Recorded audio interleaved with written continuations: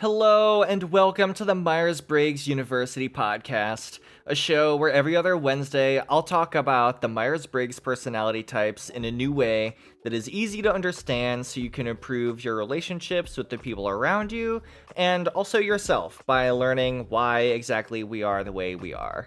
I'm your host, Isaac, and today it's going to be a short one because I'm just going to tell you a little bit about who I am and what you can expect from this show in just a little bit more detail. So let's talk.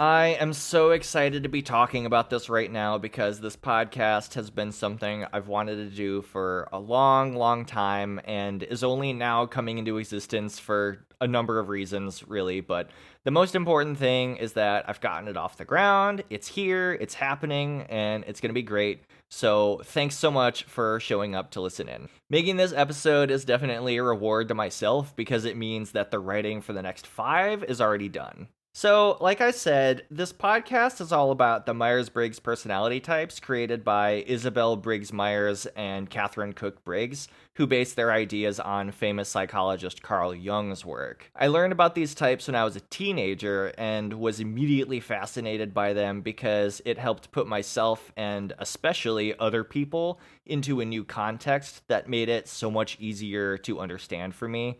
Which, if you know anything about MBTI, then you'll know that that is very inferior FEINTP of me, and in retrospect, it just makes me laugh.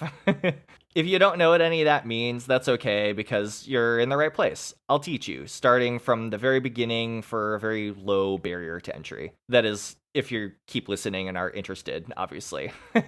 Being able to understand how people work based on the different types they are, or could be if you're just hypothesizing and don't know for sure, has made it so much easier for me to communicate with them, avoid misunderstandings more often, and honestly, just be able to accept people for who they are better. Which I know sounds harsh, but it's true that is something that happens. It is in some ways natural to reject what we don't understand because we fear and are threatened by the unknown. That is an uncomfortable state of mind to be in, especially if the people you don't fully understand are your parents or siblings, coworkers, friends, etc. I am so much more comfortable around people who are different from me because I understand and respect the merit of how people are without personally relating to them. This has also taken a lot of pressure off of my relationships with people that I don't naturally connect with as much. Knowing my own type and strengths and weaknesses has helped me accept myself just as well. Not being able to understand yourself or articulate why you are the way you are can make it hard to see the value you hold as a person and bring to relationships. To see the amount of potential for growth you hold, or even just feel comfortable being yourself in front of other people. So, to put it simply, the more you are able to understand and accept yourself, the more confident and happy you'll be, which there are a lot of things that we as people say we want out of this lifetime, but I think we can all agree that at the very least, we all want to be happy. These are the reasons I love MBTI and decided to make a podcast about it.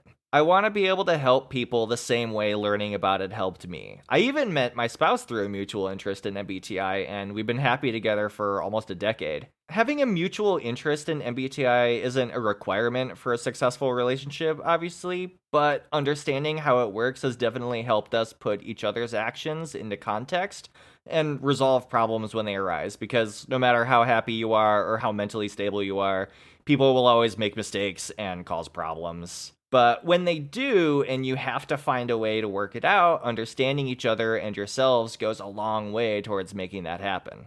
All of this to say that this podcast is going to put an emphasis on how understanding your and other people's types can be applied towards growing as individuals and developing better relationships too. Personally, I think the best way to do this is to also understand as much as you can about the theory behind the types and how they relate to the cognitive functions developed by Carl Jung. There's a lot of academic research based on his work, and a lot of his original books are super accessible, albeit a little hard to read sometimes, but available. And what better way to understand this stuff than straight from the horse's mouth, you know?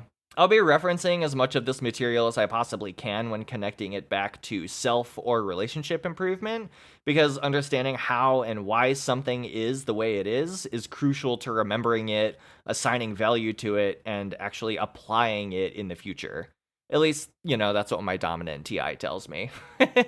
I chose to name this podcast the Myers-Briggs University because I want to start out by talking about the most basic elements of the personality types in case there is anybody new to this information that wants to learn about it but doesn't know how to start. You can start right here. But like a university, I also plan on diving into much more complicated topics later that build on the entry-level information that we start with.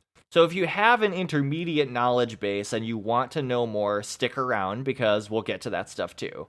And if you have advanced knowledge, then you can stick around and, I don't know, correct me if I get something wrong. Or just have great discussions with me, and who knows, maybe you'll learn something anyway, because you'll learn something new every day. I do plan on talking about more than just the Myers-Briggs types, though, because there is so much more you can learn about people from other psychology or personality systems.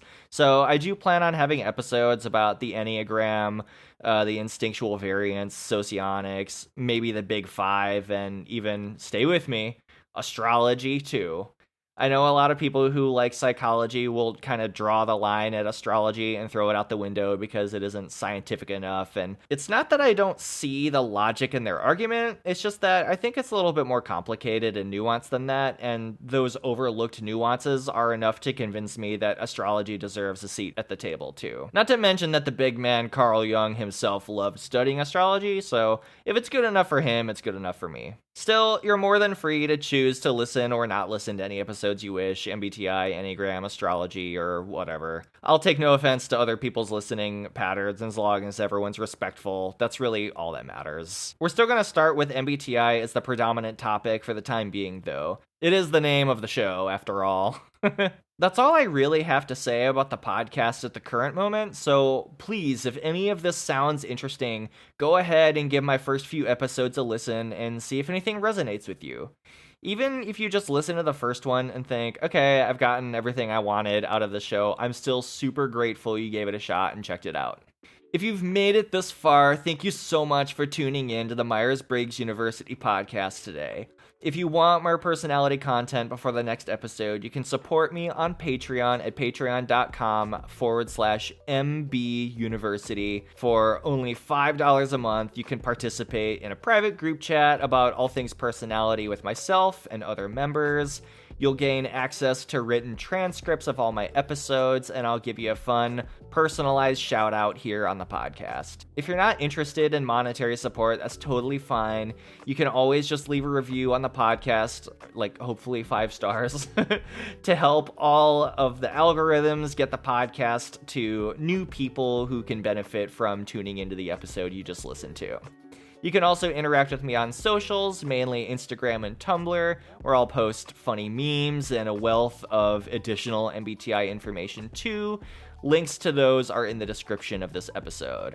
If you have content suggestions or MBTI-related questions that you would like for me to address on the podcast, then please feel free to contact me. You can text or call my Google voicemail. Don't worry, it goes straight to voicemail. I will not pick up. At 216-264-3997, or you can email me at myersbriggsuniversity@gmail.com, all lowercase. I'll either play your voicemail audio or I'll read your email aloud, but either way, I will answer your questions right here on the podcast if you want. Make sure you leave a name and your personality type if you want them included in your question. Thank you so much again for tuning in to the Myers-Briggs University podcast, and I hope you enjoyed the episode. I've been your host, Isaac. Have a great day. Until next time.